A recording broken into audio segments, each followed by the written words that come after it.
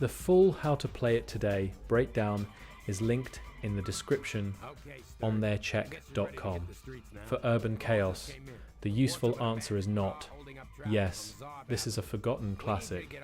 It is yes, this can still be worth playing, but only if you are here for a strange, ambitious, awkward, late 90s action game, not a smooth, modern sandbox. That is the key split.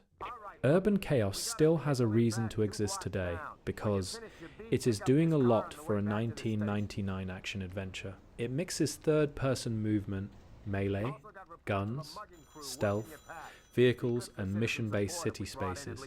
Before that combination became standardized, there is real curiosity value here. You can see a game reaching for a kind of urban action structure that later games would make much easier to read, control and sell.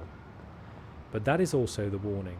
This is not the obvious recommendation for someone who just wants a clean retro action game to relax with.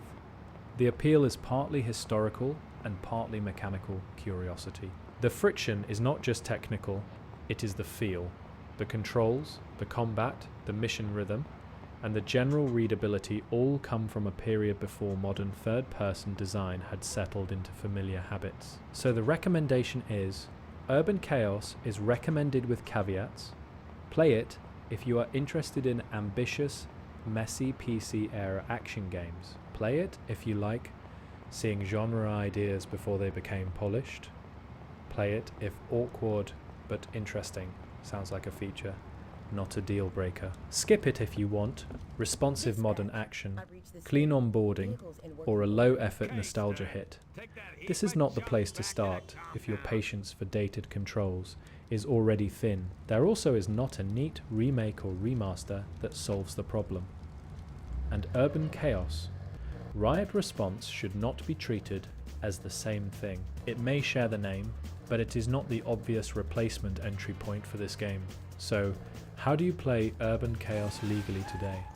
The practical route is the current PC release. The dossier verified current PC listings on GOG and Steam. For most people, GOG is the cleaner recommendation because it fits the classic PC game use case well. Legal access, DRM-free positioning, and a more preservation-friendly buying context. Steam is also a valid route if that is where your library lives.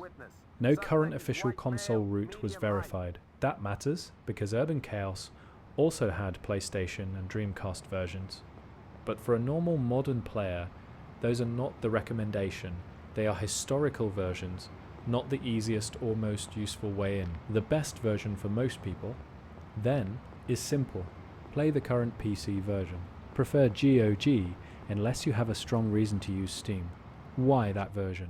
Because it keeps the recommendation practical. The old console versions add hardware and access friction without giving most players a better first experience.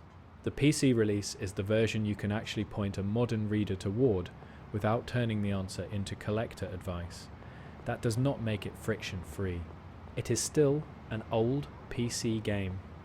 The dossier flagged possible modern compatibility and setup concerns, and community troubleshooting around things like widescreen and Windows issues exists. That does not mean every player needs to patch the game before touching it. It means you should go in knowing that the legal route is clear, but the technical experience may not be completely invisible. The trade-off is easy.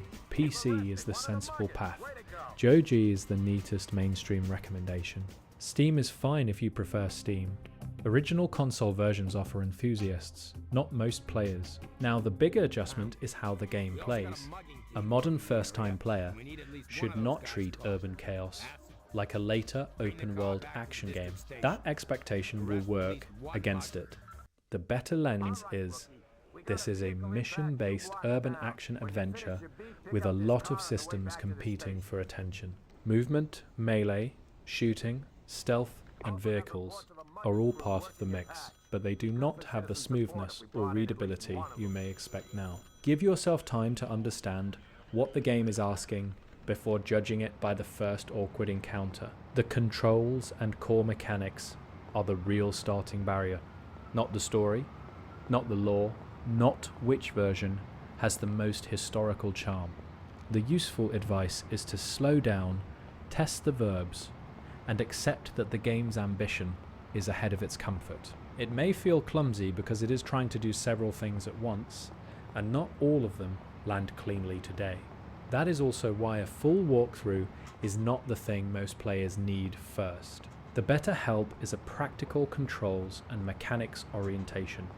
How to move, fight, approach missions, and understand the game's rhythm without expecting a modern template. So the verdict is narrow, but not dismissive. Urban Chaos is still worth playing if you are curious about ambitious, rough-edged action design from the late 90s, and you are willing to meet it halfway. For everyone else, this is easy to admire from a distance and easier to bounce off up close.